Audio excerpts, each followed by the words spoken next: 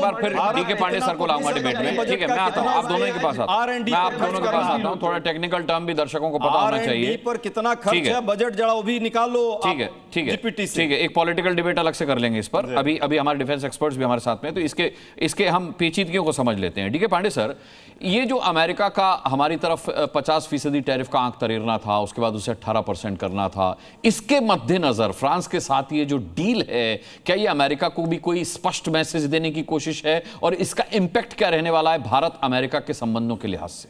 देखिए, निश्चित रूप से बहुत क्लियर मैसेज है सबके लिए, पूरे विश्व के लिए, अमेरिका के भी इसमें है कि हम जो हमारे लिए उचित होगा हम वही करेंगे, राष्ट्र हित में जो होगा वही कार्रवाई की जाएगी। दूसरी बात, अमेरिका, डोनाल्ड ट्रंप चाहते थे कि F-35 हम खरीदें, और उन्होंने जब मोदी साहब गए थे तो चर्चा की थी कि भाई F-35 स्क्वाड्रन हम दे रहे हैं, लेकिन F-35 वापस नहीं आया, क्योंकि हम जानते हैं कि सामरिक आधार पर, मेरिट्स पर वो F-35 हमारे लिए उपयोगी नहीं है, क्योंकि उसमें कई सारी चुनौतियां हैं। तो उन चुनौतियों का सामना करने में हमें प्रॉब्लम हो जाएगी। और जो राफेल है, सोचिए 9500 किलोग्राम का आप पे लोड ले आ सकते हैं राफेल के द्वारा, जबकि जो हमारा F-35 है उसमें 3500। तो कितना अंतर है दोनों में पे लोड जाने में। और जो स्पेक्ट्रा करके इलेक्ट्रॉनिक वॉरफेयर सूट है, वो उसका कोई जवाब नहीं है। जितनी भी स्टेल्थ टेक्नोलॉजी है, स्पेक्ट्रा को कहा जाता है कि ये स्टेल्थ किलर है। इसमें जो फ्रंटल सेंसिटिव ऑप्टोनिक्स है, और 4 अगर राफेल एक साथ उड़ रहे हो तो ये मिलकर एक स्टेल्थ जहाज को जैम कर सकते हैं। साथ में एक डिस्ट्रक्टिव इंटरफेरेंस के लिए इसमें कैपेबिलिटी है, यानी कि स्टेल्थ एयरक्राफ्ट को एनर्जी भेज रहा है, रडार उसका भेज रहा है, उसको उसमें जो है डिस्ट्रक्टिव इंटरफेरेंस के लिए उल्टी फेज में एक एनर्जी भेजी जाएगी जो कि उसको अंधा बना देगी। तो ये सब खासियत जो है एक राफेल में है, ये Su-30 में या F-35 में नहीं है।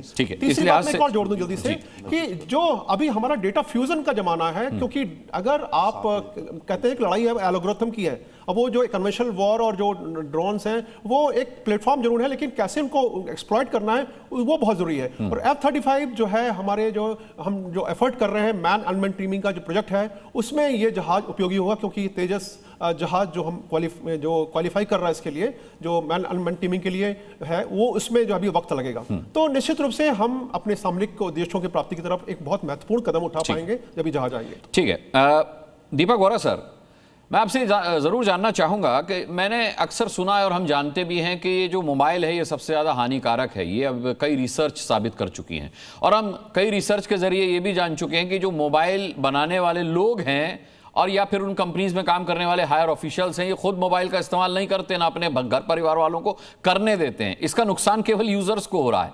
जब हम कहते हैं कि हम एआई के मामले में लीडर बनने जा रहे हैं, तो कहीं ऐसा तो नहीं है कि एआई को इंट्रोड्यूस करने वाले एआई से दूर रहें और हम एआई के मायाजाल में फंस जाएं। डिफेंस के तौर पर जब मैं एआई को देखता हूं तो मैं जानता हूं कि एक्सपर्ट्स उसको डील करेंगे, लेकिन अदर देन डिफेंस वो कितना हानिकारक हो सकता है? ये बहुत अहम प्रश्न आपने पूछा, मैं जवाब देता हूं। मैं डिप्लोमेसी में हूं। मिसाल के तौर पे जब मैंने फॉरेन सर्विस में कदम रखा था 1973, तो कोई रिपोर्ट भेजनी होती तो मुझको 4, 5, 6 दिन लग जाते थे। यहाँ से जानकारी लो, उधर से लो, इधर से लो, फिर एक रिपोर्ट बना के सरकार को भेज दीजिएगा।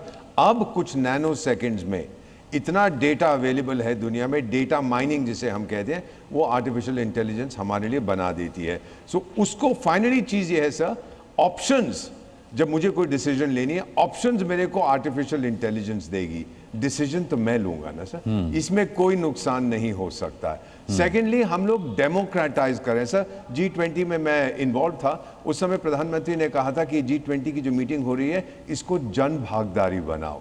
सारा देश G20 की बात करता था, कितने शहरों में उसकी मीटिंग्स हुई।